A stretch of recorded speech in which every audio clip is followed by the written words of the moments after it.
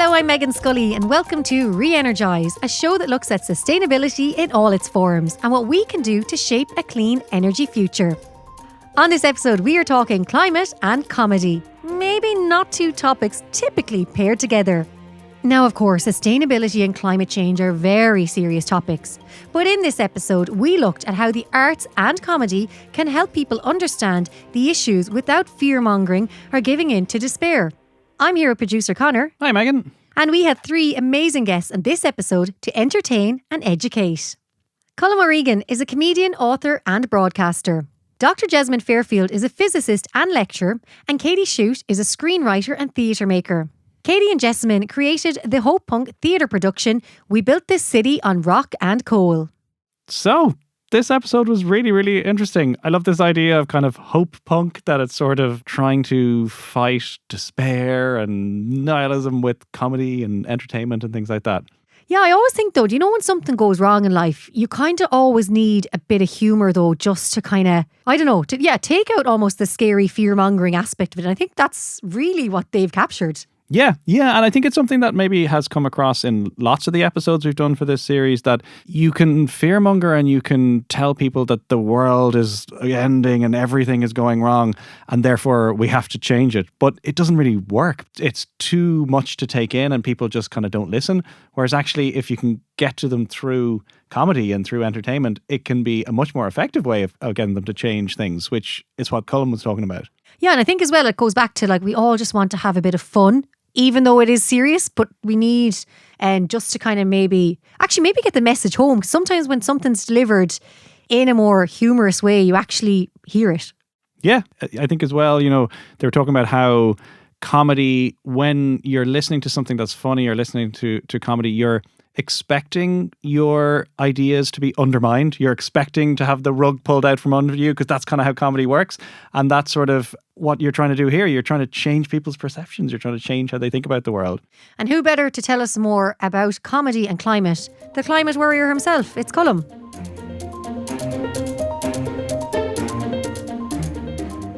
Now, Colm, you're often kind of described, I suppose, as the patron of sustainability in the world of comedy. How does one get such a title? And more importantly, how does one lose such a title? Patron and sustainability are definitely words that aren't funny. I suppose I wrote a book called Climate Worrier. Well, first of all, I was so tired of the pointless, there are definite arguments that have to be fleshed out in the area of climate and biodiversity and all that. But some of them are so pointless, and you see people arguing who clearly would agree if they were in the same room, because they actually have a lot in common, because they're both from a small farm or they're both from a family that has loads of vans. It's just, I was so annoyed at that, and I wanted to write a book that was funny about all the different areas in which we get information, whether it's biodiversity or consumption or tech or travel or food, and just write about what it's, as my own experience in trying to do gooder and failing, but also just how to navigate feeling, fuck this, how to navigate despair. Because I think of all the emotions, anger or defensiveness or, gloom, but pure despair, we don't have the luxury of that, because despair means you do nothing at all. And you're also a downer for everybody else around you. We don't have the option for despair. So I wanted to write something funny for people who are in the thing and need a laugh, and for people who are peripheral to the thing and would like to read something that isn't completely gloomy all the time, even though I don't ignore any truths. And so I wrote the book. I did a comedy show to go with it, and I tentatively brought the comedy show around the country in various places. And I go into companies now if they're having a sustainability day, and I make them laugh for 45 minutes about not necessarily climate change or the level of CO2 in the atmosphere, but just how you navigate dealing with this huge news story and still be useful. I think when it comes to serious issues, I think when you do bring a bit of humour into it, that's where people actually, I think, listen and engage a bit more. Did you find that? Well, I think they just, first of all, people are getting stuff in a number of different ways, and they're all valid. It's just you can only take so much of it, right? So they get a load of facts, and facts, you can't really process them beyond a certain point unless you technically know the rules behind the facts. So you get, there's 420 parts per million of carbon. I don't know what that means. I was breathing today. It seemed fine, or such and such is going extinct. Oh, that's a pity, but I didn't even know that animal existed. You know, like it's a series of facts, or it can be quite preachy. You are doing that. That is wrong. You are, morally wrong for doing that. And I just don't think that's helpful. Like, I don't think that's going to lead to anyone else joining the cause, because it's good to do stuff out of guilt. Do you know what I mean? But not out of when you're ashamed. You know, the difference between guilt and shame, I think, is the difference between being guilty and going, oh, I suppose I better do something, and, oh, well, F you for telling me I'm a bad person. Do you know what? I'm going to burn extra diesel now. You've made me feel bad. So not only am I not going to do the thing you want me to do, I'm going to be actively counterproductive, And I feel like in making people laugh, where I'm saying I'm kind of crap at this as well too, or I talk a lot about getting stuff secondhand and how much of an adventure that is, or the people you meet, or the kind of crack you have, because it's far more interesting than buying stuff new, because you're meeting other humans. Because when we buy stuff new, we click online, never meet anybody. It comes from a giant Kafkaesque warehouse in some industrial zone somewhere in the Far East we've no connection with. When you buy stuff secondhand, you call to somebody's door, and they go, "Oh, are you here for the ironing board or the porcelain cat?" You get a snoop around the house. And you've done that, that thing that you could have bought new, now you have secondhand. That thing that they were going to dump is now not being dumped. And so it's like stories, and it's just more memorable, and it's more community. And then other people might join in. Absolutely. Like, my mother's a charity shop, and I swear most of us go in there just for the chat sometimes, because it's just that sense of community. When did you become, I suppose, climate conscious? Was it always something you just had growing up, or was it kind of as you got older, you were kind of going as an adult and you were like, wait a second? Yeah, it comes in different stages, and it was definitely a stage of ignoring it. Like, years and years ago, so there was, I'm 46, so Chernobyl was a big thing. So that was like, oh, nuclear power is bad, or, dumping stuff is bad, or, vague ideas of stuff in the sky being bad. Acid rain, remember that? And then the hole in the ozone layer. So that was kind of seeping in, because when I was growing up, you watched the news from the age of 2. So I knew all about, like, Lebanon and Syria aged 5, because there was no option. Like, it wasn't like I wasn't going to go down to the other device to watch Bosco. Like, it's just, RT didn't wake up till 3 o'clock anyway. And then it was just a lot of news, a lot of weather and livestock prices, right? So I learned a lot. And then that stuff seeps in. And then it's the Amazon rainforest was a thing. Remember, 1987, there was a Time magazine special on endangered earth, and it talked about the Amazon and worrying about the Amazon and all that kind of thing. And then I kind of got on with my life. Like, everybody's very moral and ideological around 12, and then you turn 13, and the most important thing is getting a shift. Like, the planet could be burning. It literally could be burning all around you, and you're kind of going, does this increase or decrease my chances of a shift at the next Ray Darcy disco, right? Because that was in the days when 2FM DJs would tour around doing discos. Happy days. Anyway, but then you get on with your life, and then you wonder, whatever happened to climate change? And then you realize years later, actually, there was a very sophisticated PR campaign. They paid a lot of the smartest people in the world billions to make us look the other way, except for people who were really enthusiastic about it. And then in recent years, kind of realizing, oh, I took my eye off the ball, have children now, and you kind of do, it's cliched, but you do go and look at what have I done to your chances of a life where you don't have to think about this every bloody day. I had a childhood without this. Yeah. You're thinking about it already, and not just like acid rain, but the planet, And so that kind of crystallized it. And then I went to the climate change. There was a couple of marches in 2019, and which seems so long ago now. The climate marches, the teenagers were marching, so I brought the little girls in, and it seems so long ago now. Like, I brought them there in a double buggy, and now, like, as I tell people, like, they're both fully qualified electricians. Like, I took them out of primary school, got them into solar, putting up panels. See, that's where the money is. But it seems so long ago. But I was watching the kids watch the teenagers, my little girls. They were, what would they have been? Maybe 3 and 1 or 4 and 2 or something at that stage. And they were just forming a connection, and I felt left out, watching young people. And then the excuse then is like, oh, well, oh, sure, We grew up in the 80s. We had a sustainable. Like, that's my happy place. I had one pair of underpants on for 25 years, kind of thing. But you kind of realize, no, what's happening is just because you're over a certain age doesn't mean that you leave it to the young people. It'll be all right. No, you have to go and fix the problem. And that's the other thing. Like, you think as I've evolved and thinking about it, it's not fixing a problem, as I heard somebody describe it. It is a reality that we have to address, because we don't even know what the fixes are. Like, we're doing lots of tinkering, but our first step is to get at least open to possibilities. And when you stand up on stage and you make people laugh in this area, and you take the piss out of the piety of it, but not the underlying, reason that we need to do something, then people can kind of go, I went along. Isn't it awful? I had a good laugh. I might look at that thing that he suggested, because right in the middle of the comedy show, and in the book, I say, look, because there's about 5 messages wrapped in life experience. There's a tiny nut and a lot of, there's a lot of avocado around the core of that. Terrible choice of fruit, actually, given the amount of water it uses. But I don't think people are able to deal with loads of messages. You need to give them one simple message and just make the delivery of it enjoyable. And it's a message that isn't you're bad, do better, and I'm better than you. It's we all have the ability to build really interesting skills to work on this. Do you know what I mean? Like, you're building a skill right now, presenting this whole podcast. Do you know what I mean? Like, that's a skill, and that's useful. Do you know what I mean? Like, it's not like you don't have to lie down in front of an oil pipeline.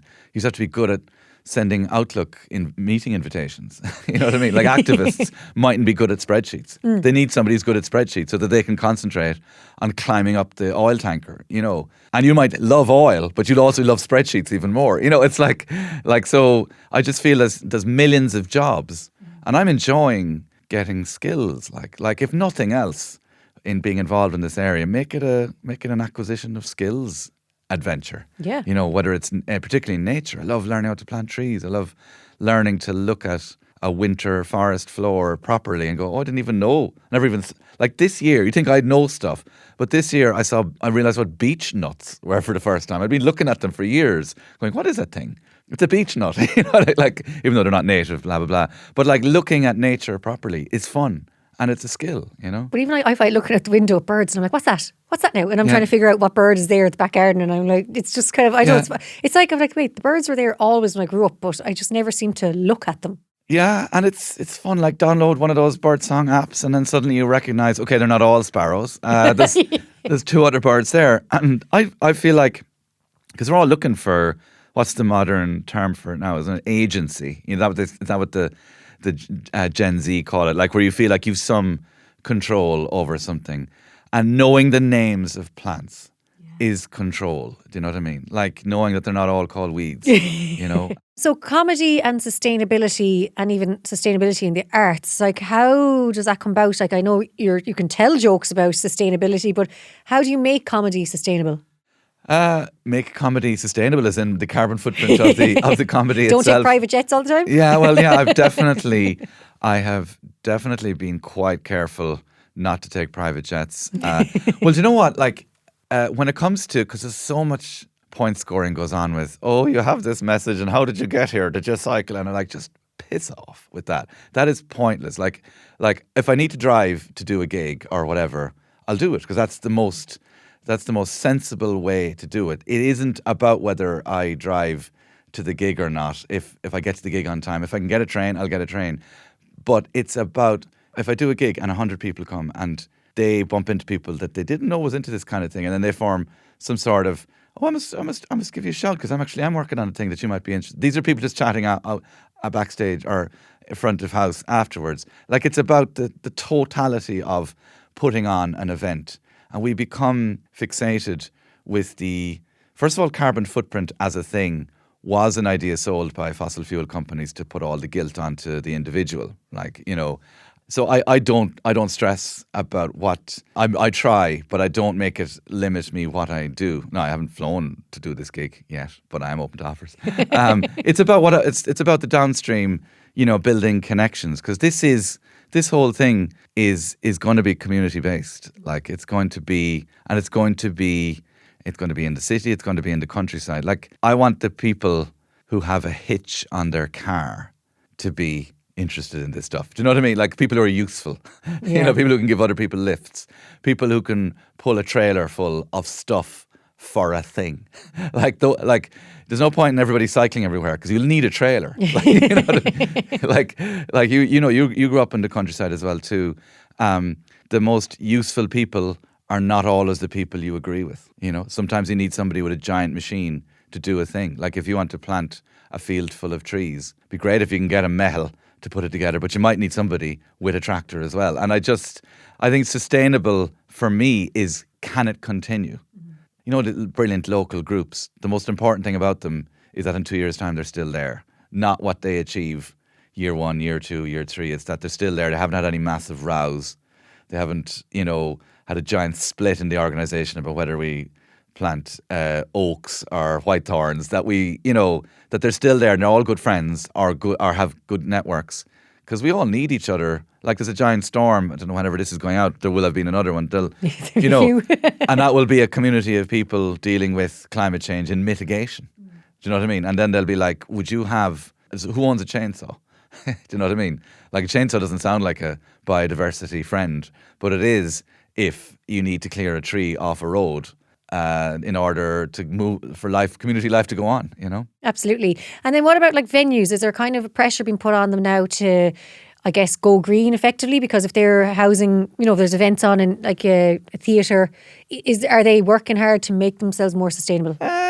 They seem to be. The problem with venues is they have enough to be doing and they're under pressure. I just wouldn't, unless they're making big money, I wouldn't put too much pressure. I'd look and see who's making big money first and see who can afford it. I would definitely encourage people to try.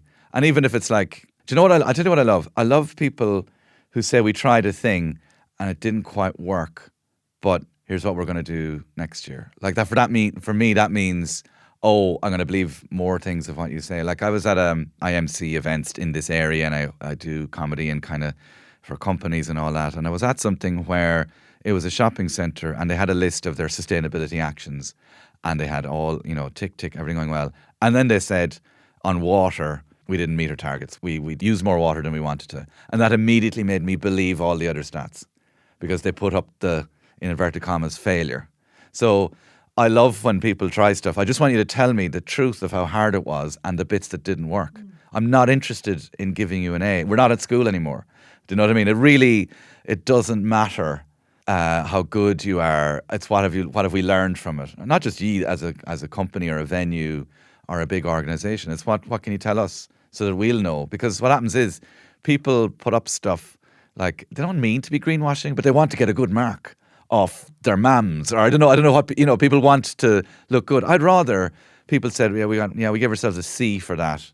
We could do better. And the reason we can't do better is we're a bloody coal mine and this is what we do. You know what I mean? And I far more appreciate that honesty rather than these glossy brochures and, people holding hands walking through a wheat field and this voiceover saying, we are sustainable, the future of our planet. I couldn't give a shite. I just want you to tell me the bits that worked and didn't work. And I'm more interested in the things that didn't work. I don't want you to put beehives on the roof. They're bad for bees anyway.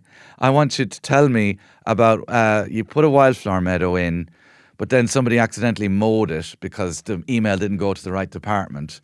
And then you're going to start again, Like we did as a group, I'm in a local environmental group in Inchicore, and we asked a company, I won't embarrass them by naming them, they had a plot of ground and we asked them to mow, if they could leave it, do a no-mow May, but if they wanted to mow a path through it for access and also to make it look tidier so that people wouldn't be because people don't mind no mowing if they see nice lines around it. Yeah. And as a compromise I'm willing to make, like put a path through it, make a shape, draw a willy, I don't care, as long as it looks like it's done on purpose, right? So we said, look, leave these bits grow and then draw a path through it.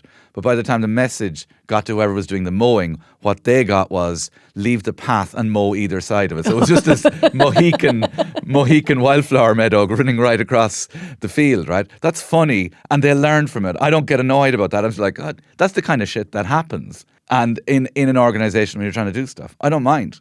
I'll do it next year, So when it comes to like what organisations do, whether it's venues or companies, like, give it a go. Tell us how you got on, but tell us what was hard.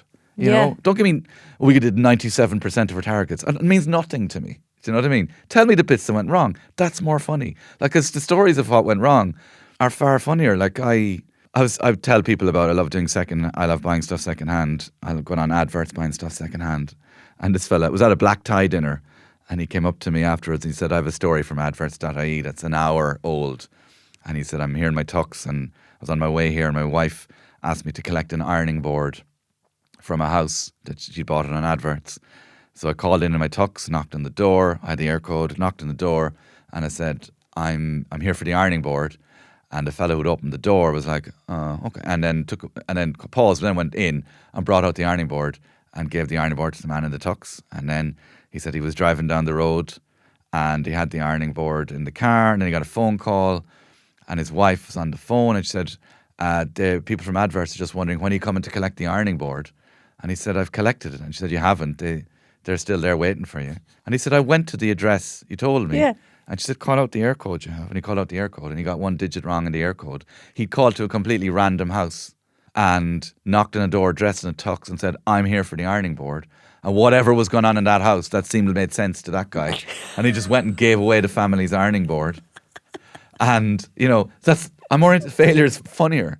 It's more interesting. But in the background, we're all talking about secondhand ironing boards. Do you know what I mean? Like So I see venues, they try stuff. The bottle and can return scheme is probably the one where they're really getting into it. Because even if everybody hates the bottle and can return scheme, if it gets people thinking about materials and energy, like it takes energy to make cans and bottles. It takes energy to make an aluminium mine, to drive the machine, to dig the stuff out of the ground, to smelt it, to make it into cans. And if we all start thinking about energy a bit differently, then if the bottle and can scheme didn't really quite work, but everybody was thinking about materials and how you throw stuff away, that's a win. I mean, I saw some stat that after the scheme came in, the number of plastic bottles bought in the country fell. Because people are just thinking about the fact that we were throwing this stuff away, you know, and that it's worth money.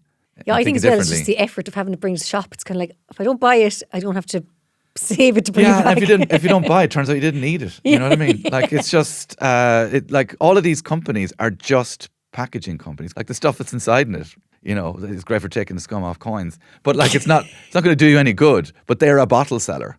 They sell bottles that happen to have stuff in them. Do you know what I mean? So they're like, well, why am I just buying plastic? Do people like believe you when you're talking about climate in your gigs? Are they kind of going, oh, he's just using this for material? Or are they actually kind of going, oh, you know, he actually is into climate? Well, I mean, the thing is, I put climate as the title of the show, which is not a big ticket seller. So I'm not doing it for the money. And so the people who come along, I mean, sometimes I'm preaching to the converted, and I'm not preaching, hopefully, but they need a laugh as well. And they might bring somebody who's into it.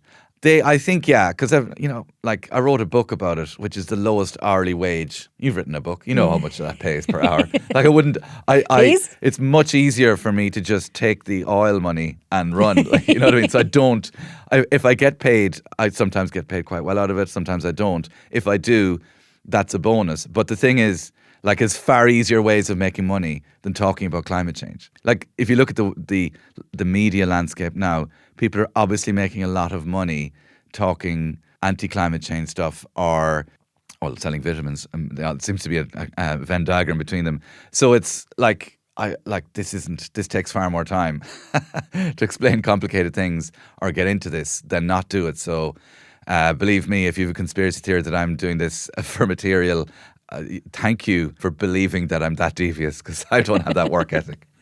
What have you got coming up next now for the year ahead? Well, I do, as I say, I've got do a bit of climate warrior gigs in companies. I toured it over the last while. Currently working on a book. I'll tell more about that when I can officially say more about it. And in terms of like in this space, it's continuing. Sometimes you talk about it, but then you have to do it. Like you kind of, so I'm with our local, I'm part of a local group. And it is slow when you do voluntary stuff, you know yourself. Like, you're trying to find the time and you're supposed to send that email and we need to get people together to do this. But we're gradually, like, I wish I had more time to just... So we're, you know, around our local area, finding little spots that we can help with kind of biodiversity. We pick up rubbish every month anyway, but that's the one thing everyone can agree on, picking up rubbish. So it's trying to do more rather than talk about it. And then, you know, say in my Examiner column, sneak bits of sustainability in without hitting people over the head with it. Because some people are really good at the big message.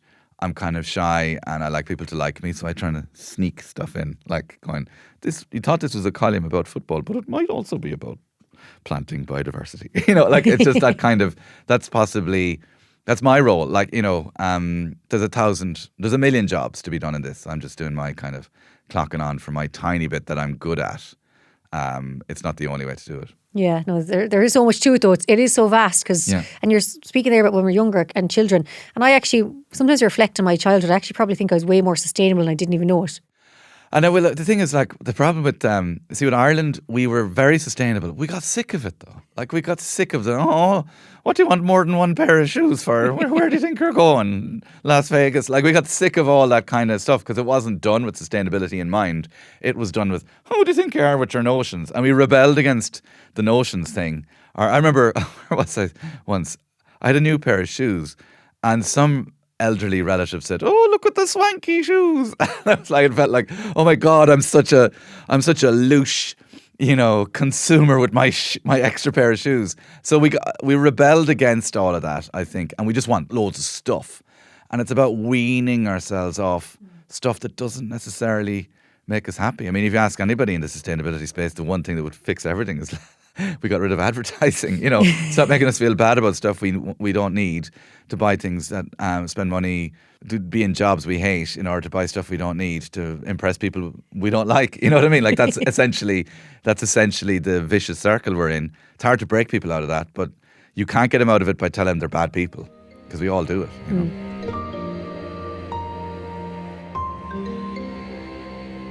So let's see exactly how did Jessamine and Katie build a city on rock and coal. Jessamine and Katie, it is great to chat to you both. Now I have to say, I am struggling to say the word of the show without singing along with it. But we built this city on rock and I won't hurt everyone's ears, but we built this city on rock and coal. I absolutely love the title. As I said, every time I read it, I just keep singing it. But before we get into the show, would you both separately tell me about yourselves and your own roles? Sure. So I am Jessamine Fairfield. I'm a lecturer in the School of Natural Sciences at the University of Galway, but I'm also an improviser and a science communicator. So I suppose that's part of why Katie and I ended up doing the show together. But I'll let her introduce herself first. Perfect. Hello, I'm Katie Shute. I'm an improviser and a writer and a teaching artist. So where exactly did you both meet? Oh my gosh. I want to say that we met in Dublin, probably in like a weird hotel function room or something for an improv workshop over 10 years ago, possibly as part of Improv Fest Ireland, but I don't know at this stage, in the distant past. Yeah, I can't tie it down to one moment. I just seem to remember my whole life going, she's awesome. So, I don't know. Yeah, something improv-y is how we met for sure. We'll go with improv-y, so we'll go with that. So as I mentioned, the show, we built this city on rock and coal. Tell us about maybe the show and the title. Yeah, so we wanted to make a show that was about the climate crisis, but whenever we talk about the climate crisis, it's obviously so depressing that it makes you slightly incapacitated because it's so overwhelming. So one of the first things was just wanting to make it comedy, but not mean that took away from the importance of it. So there's this idea of hope punk, which is like, even if something is really overwhelming, depressing, there's still a tiny aspect of hope that is about community and joining together with other people. So the idea of having a title that was quite silly and funny and reflects a very joyful song seemed to sum up the vibe of our show. Jessamine, if I'm going to the show, we'll say this evening, what exactly can I expect from it? Well, I mean, basically you'd rock up. Of course, the song is playing. But the first thing that you're asked to do is basically to write down answers to some questions that we use to kind of get a vibe from the audience beforehand. And this to me is one of the things that I really love about the show being improvised, that like it makes it possible to create a show about the climate crisis that is specific to that audience, to, how they feel about it, to what they think about climate change, what might make it hard to talk about, but also like thinking about that audience's connection to nature and where they might be finding those seeds of hope. So we basically have everyone come in, write down a few things on little pieces of paper, and then those are all shuffled together into a box. And basically the performers, who are both improvisers doing improvised theater and comedy, and also scientists who have a broad range of expertise that could be like environmental science, geoscience, lots of different pieces. They know how to communicate all of that, but they don't know what exactly they'll be asked to communicate on the night. And so basically then the performers are all drawing paper from this box to get a sense from the audience what they want to see a show about. And then the show kind of proceeds from there. And so you might see like improvised scenes, you might see songs, you might see lots of different stuff. And as Katie said, it's funny, but not making light of the climate crisis, hopefully giving us all space to have some feelings about it, which other forms of climate communication don't always make space for. And then finding, hopefully, routes to action forward. So like last year when we were running some of these shows, we often afterward would also have a sustainability workshop that was hosted by the Sustainable Life School, which could potentially like give people some follow-on actions and stuff that they could do. But I think also there's just something about coming together like in person, in a place to think about something that's hard, learn a little bit, have some feelings, laugh a little, cry a little, and then say, okay, like what can we do now? Katie, what were some of the kind of main, we'll say sustainability or climate points that kind of come out in the shows? And was it very much so, like, where the different locations, did they have different worries? Yeah, there were different things that came out in the show. I would say, Jasmine will have to help me with the specifics, but we were on an island and there was definitely a particular rodent that kept coming up in all of the bits of paper. We were like, okay. So on this tiny island that we needed to take a ferry to, everyone's very annoyed about ferrets or something. What was it? I can't remember. Rats. Was that on Rathlin Island? They were like, I can't remember the rodent either. But yes. But for them, that rodent was very important. Okay. But I think something I certainly learned, because this was fairly new to me as well, was definitely the first step for people in caring about the global climate crisis is definitely people caring about their very local environment. Because global stuff is sort of abstract, right? You're not all over the world the whole time. So being able to look out the window and be like, I know what that bird is, or why do I care that someone drops a bit of litter? It's about having a bit more background, having a bit more love for where you live, and then wanting to do things in order to make your world and the world of your community better. And then you can start thinking bigger about how you can have activism and larger global solutions for things. And Jessamine, like, how did the audience receive it? And did they get the message? Like, could they understand that you're delivering climate in a comedic fashion? I mean, definitely. And I think the thing that's interesting is that there's a lot of stuff that like rural communities are already doing that they don't necessarily feel that they're getting credit for. And I think that came out a lot in terms of both the written things that people suggested and then like afterward when we were staying to have chats with people from different communities. Like, I think lots of sustainability issues, especially as Katie said, like we were on a lot of offshore islands. And actually in those kind of places, you often have to be a bit more sustainable and have more of a circular economy because it's just so much work to get resources out there, right? Like you're not getting an Amazon guy coming around to your house in the middle of the day every day. It's harder to get rid of stuff as well, like even just getting rid of trash. So having a bit more sustainability is almost like mandatory, or at least it makes life a lot easier.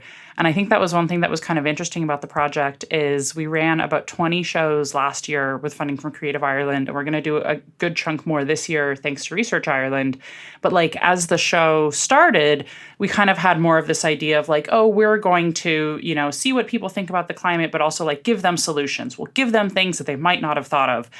And I think what really evolved over the course of the tour was realizing, oh, there's actually lots of stuff that they already know about and that we can help share between different rural communities because we're going from place to place. So, you know, if one place people have thought about how to reuse like stuff from wool, from sheep, where the wool is unfortunately too cheap to be worth selling, what are other things you can do with it? Then we could go to another place and if that came up again in like the post-show discussions, be like, oh, hey, you know, the guys on Clare Island have thought of this. Have you guys ever done that? And it was interesting because like, it became much more about just sharing things rather than us having any specific solutions that we were like handing out. which I really found interesting and enjoyed hearing them in every single place. Katie, for like the future of arts and like arts and sustainability, like how do you see the future of the arts and being a sustainable, I guess, industry? I think there's been a lot of progress in the arts and the climate crisis and sustainability, because I think there's a little bit more of an eye on the actual culture of making theatre. So in terms of us being able to find resources for making our projects more sustainable has been really helpful. Because I think in the past, it's been a little bit of like, hey, you should just feel guilty about everything you're doing. Good luck. And now it's a bit more like, hey, here are some tools. Here's how you could travel at an affordable sort of rate without having to fly. Or here's how we could pay for the extra days it takes you to get a ferry to here. Well, those kinds of things, they're things you could put in funding bids now a little bit more than, a few years ago. It would have just seemed like an odd part of your pot to be caring about that. But now it's seen very much as woven into the fabric of that kind of culture, artistic culture. So I think that's changed, yeah.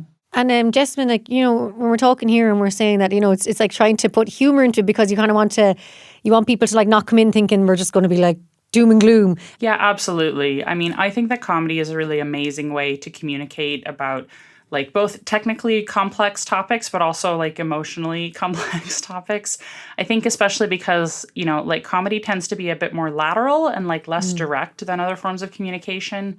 It's something that we share as societies. And even if you think about what you're doing when you listen to someone in a comedic context, right? Like you're kind of waiting for the punchline, you're waiting for the joke, you're basically waiting to have your perspective changed on something. And that's actually really valuable when it comes to things like climate communication, because there's a lot of research showing that if you just like shout bad facts at people, they don't like it. Weird. They don't change their minds based on that, right? Like if they already agreed with you, sure, they still agree with you. If they already didn't agree with you, they're like, why did you yell at me? And so approaches like comedy that come at it from a more lateral point of view with the expectation of like embracing different perspectives, it's not a guarantee of success by any means, but it often gets people to think about stuff in a somewhat different way. And I think it's really, really valuable to then have it happen in a setting like this, where it's also kind of live, it's community-based, and then afterwards people can come together and kind of be like, well, that made me feel this way, and like, what's next? Because comedy is also great for creating things like group cohesion. Yeah. And we definitely need some of that if we're going to fight the climate crisis. Oh, absolutely. You touched on it there, but Katie, will you explain more about the workshops and maybe how exactly they work and what goes on in them? Yeah, the Sustainable Live School runs those kind of for us, although the actors and the company itself also work with them to have a good understanding of that stuff. So they will often lay out a lot of facts and figures. But as Jessamine was explaining about, we built this city on rock and coal, there's also an exchange, there's a discussion, there's like, what do you do here? What do you do locally? What things do you find helpful? And quite sort of basic things that we know and need to be brought back into the forefront of our brain, like clothes swaps and reusing stuff and all that kind of thing that we need to get into the habit of. I know for me, I made sure I bought a keep cup, and then it took me like a week to remember to use it. It just wasn't in my bag or something. So having these repeated messages and to have a bit of accountability with your friends kind of doing the same thing, all those small little things add up. The more people that are doing them, the more we consistently do them ourselves. That does make a change over time. So I found that really useful, yeah. And what about you, Jessamine, with the groups and everything that afterwards? What did you find from it? I mean, I think the thing that I really loved is just going out to more sort of rural communities to start to have these discussions. And I think it's partly because like I grew up in the US in a small town, and I kind of remember that feeling where like everything is going to the city and not coming to you, or like you're like listening to radio and like the stuff that's being advertised on the radio is like street names that you don't know. And like your bands never come here, like no authors on tour, like nobody is coming to your town. It's just all in like the city, which for me was Albuquerque in New Mexico. But it was just like, man, why do I have to know so much about Albuquerque? Like they don't know about me. And I've been in Ireland for about 13 years now, and I've been doing a lot of science communication stuff, like with comedy, but based mostly in cities because it was easy. And I have really appreciated going back out to some places where, maybe there's fewer people. It's not as like cost efficient to take a show out there, but like that those people matter too. Like, everybody actually matters. And in a way, especially with climate change, it isn't fair to only have those conversations in the cities. And I'm really excited that we get to do more shows this year, honestly, because at the end of last year, I was like, well, if that was the last show, I guess that's okay. But but I'm really pleased that we get to do it again. Yeah, one of the shows we did on the lawn in front of a hotel on an island. And I thought it was such a good example of a small community where we did the show to like a handful of people. And the next day, everyone in the community was like, what was happening on the front lawn? Why were there 10 people with cake? And so everyone that had missed the show was like, what is it? What's happened? And the guy who owned the hotel was going, look, I told you about this last week and I told you to come and you just forgot about it. And I just loved that because it was kind of, they would all immediately be talking about it because it was literally across the bay and they could see it happening. So there's something in there that doesn't happen in cities, which is that immediate, personal, one-to-one communication. That the community is the cliche of, I know everyone's business. But when that business is looking after your local area and finding ways to make it last, then that's a really positive thing, I think. And before I let you go, and finally, you've been working in the arts and theatre, and of course, your messages about climate and sustainability. But is there any other areas of maybe the arts you've kind of seen and you're thinking, right, you're doing this right as well, and you're getting the message home? I suppose for me, the other place that I've seen a lot going on, which I think is really great, is with stand-up comedy. So for the last 10 years, I've been running Bright Club Ireland, which is getting different academic researchers from different fields to communicate their work using stand-up. But there's also a lot of really great stand-up comedians who touch on climate issues and other like social justice issues in their work. And actually, Diane O'Connor would be a great example of that. She's also part of our cast, but she's a stand-up comedian as well. And she toured a show about, I think it was called The Accidental Activist. And there's just a lot going on in that space as well, which again, I mean, I know I'm harping on about comedy, but I think it's a really powerful way to get messages across, but to also make people feel heard. Katie, you have a lot of experience with this stuff in the UK. I'd love to hear what you think as well. I think there's a little bit more space for shows that have that kind of content. And certainly I was doing a play in the autumn that was based on an expedition that both Jessamine and I did to the Arctic, where you can really see nature at its most raw and really learn a lot from that. But I reckon there's more funding pots, more awareness of the climate crisis and how we can put that through our work. I've certainly seen more plays and, as Jessamine says, more stand-up that is taking sustainability and the climate crisis as a subject to be explored. So that's it for this week's episode of Re-Energize. A huge thanks to our guests. Don't forget to subscribe and entertain your friends by spreading the word about the show. We'll see you in 2 weeks for the next episode. This podcast was produced and recorded by the Podcast Studios for ESB. Production and editing by Connor Reid. Project management by Katie Flannery. Original music by Dan Wilcox. Video editing by Judy Hassett. Graphics and design by Matt Mahon.